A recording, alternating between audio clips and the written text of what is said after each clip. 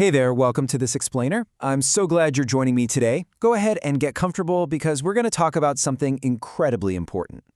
Imagine this for a second. Your child walks up to you and shows you a really cruel group chat. Or maybe someone posted a humiliating picture of them online and all these other kids are just piling on, laughing and sharing it. You know that immediate, sickening feeling in the pit of your stomach, right? You feel furious, you feel super protective, and you just want the whole thing to stop, literally right that second. And honestly, your very first thought, your completely understandable, totally natural parental instinct might just be to snap and say, "Give me the phone, you are done with it." As a parent, that is a perfectly normal reaction. Snatching the phone away just feels like the absolute fastest way to stop the bleeding, you know? It feels like you're slamming the front door right in the bullies' faces. But here's the really tough reality check. The phone is where the harm is showing up, sure, but taking it away, it doesn't actually fix the whole problem. A total phone ban doesn't magically delete that awful picture off of everyone else's phones. It doesn't stop the whispering and the rumors in the school hallway tomorrow. It doesn't block a fake account, and it definitely doesn't hold the adults in that setting accountable. So the better question we should be asking isn't, how do I get this device out of my kid's hands? It's actually, how do I stop the harm, lock down the proof, and help my child feel safe again? To help get you from that initial wave of panic to a really structured, solid response, here's our roadmap for This Explainer. We'll cover the urge and the pivot, common mistakes, the shield plan, and your 72-hour timeline. All right, let's jump straight into section 1, the urge and the pivot. We're going to look at why our very first instinct to protect our kids might actually backfire on us. So the surprising truth here is that a lot of kids simply won't tell you they're being cyberbullied because they are terrified you're going to take away their phone. In their minds, they're thinking, look, I'm already hurting, and if I tell mom or dad, I'm going to lose the one thing that still connects me to my actual kind friends. If our very first response is punishment, they might just hide the next nasty message or spin up a secret account. Instead, you've got to make this promise early on. You will not lose your device just because you came to me for help. Say that, and you keep that door of communication wide open. Moving right along to section 2, common cyberbullying response mistakes. Let's dig into some well-meaning, but frankly flawed reactions. Okay, so when you see something cruel, your frightened gut instinct is probably to just nuke it all. Delete the app, erase the messages, close the account, get it out of sight. But the reality? You absolutely must save the proof. Before you change a single setting, take screenshots. You need the account names, the exact date and time, the full message, and the names of anyone who saw it or liked it. Keep a quick written timeline. Once that proof is locked down, then and only then can you go ahead and use the platform's block and report tools. There's another really common trap we fall into.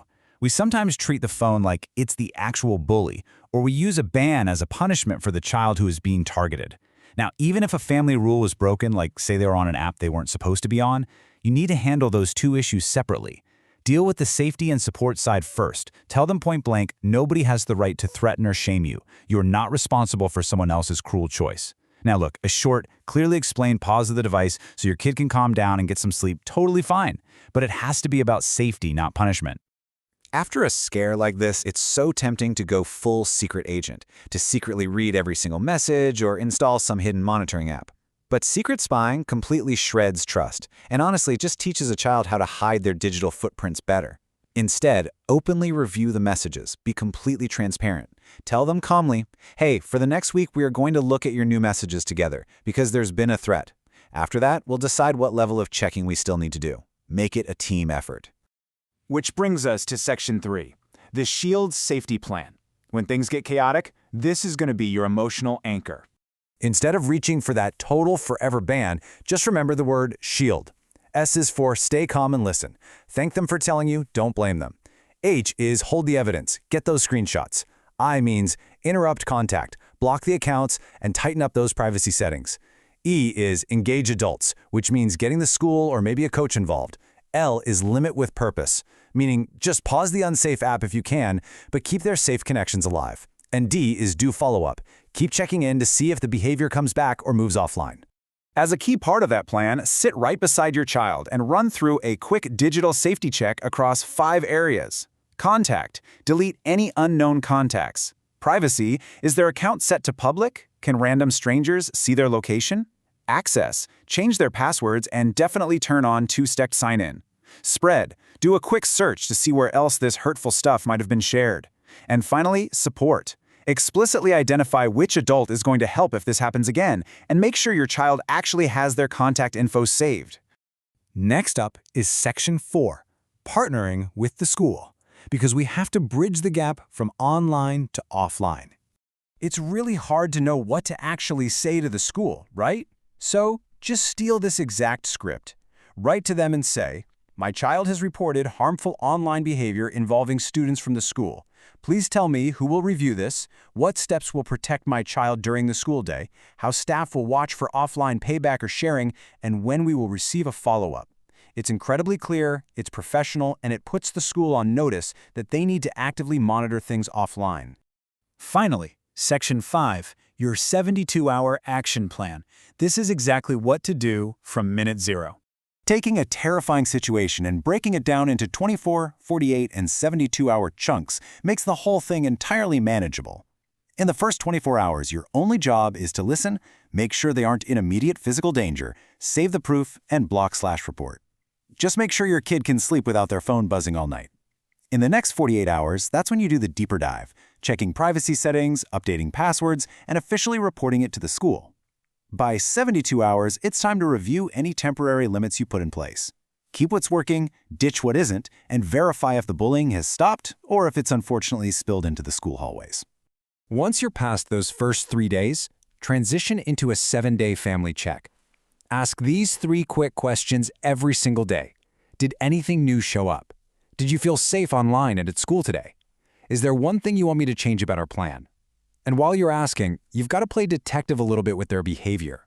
Watch for disruptions in sleep, reluctance to go to school, changes in appetite, or complaints of headaches. And especially notice if they suddenly flinch or look terrified when their phone gets a notification. Those behavioral signs demand your earnest attention that first week. Okay, I have to pause here because this is absolutely vital. Do not depend on standard limits if you are dealing with a severe, dangerous situation.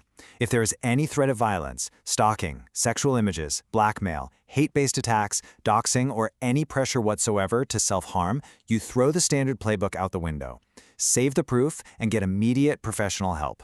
In the US, that means dialing 911 for immediate danger or 988 for a mental health or suicide crisis. Get the pros involved right away, no hesitation. Ultimately, taking away a phone might feel like you're taking away the problem, but usually you're just taking away your child's screen. The harmful post, the cruel group text, the awkward school dynamics, those are all still there. What your child actually needs is calm listening, saved proof, responsible adults, safe friends, and steady follow-up. Reframing your role from an angry enforcer to a connected protector starts with this simple phrase: "You will not be punished for coming to me. We will face this together."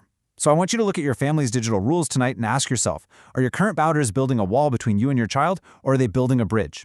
Thanks for hanging out for this explainer. You've got this.